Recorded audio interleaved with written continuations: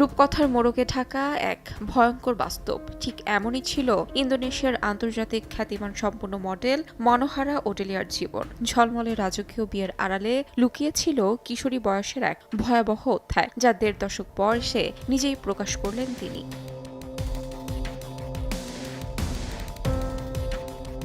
২০০৮ সালে মাত্র ১৬ বছর বয়সে মালয়েশিয়ার কেলান্তান রাজ্যের সুলতানের ছেলে টেঙ্কু মোহাম্মদ ফাকরি পেত্রার সঙ্গে বিয়ে হয়েছিল তার। কিন্তু সম্প্রতি এক খোলা চিঠিতে মনোহারা দাবি করেছেন সেই বিয়ে তার জন্য কোনো ভালোবাসার গল্প ছিল না, বরং জোর করে চাপিয়ে দেওয়া এক সম্পর্ক ছিল। তিনি স্পষ্ট করেন, বিয়েতে তার কোনো সম্পত্তি ছিল না। পরিস্থিতির চাপে এবং ভয় ও নিয়ন্ত্রণের মধ্যে পড়ে তাকে এই সিদ্ধান্ত মেনে নিতে হয়েছিল।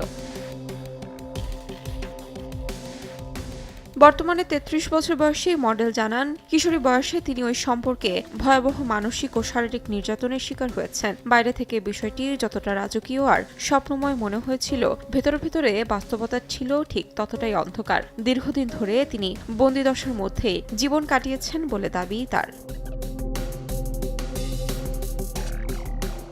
মনোহারার সেই বিয়ে তখনই আন্তর্জাতিক অঙ্গনে তীব্র সমালোচনার জন্ম দিয়েছিল। কিন্তু মাত্র ১ বছর পর ২০০৯ সালে রাজকীয় পরিবারের সঙ্গে সিঙ্গাপুরের সফরের সময় নাটকীয়ভাবে তিনি পালিয়ে যান এবং নিজ দেশে ইন্দোনেশিয়ায় ফিরে আসেন। সেই পালিয়ে আসাই ছিল তার জীবনের সবচেয়ে সাহসী ও গুরুত্বপূর্ণ মোড়।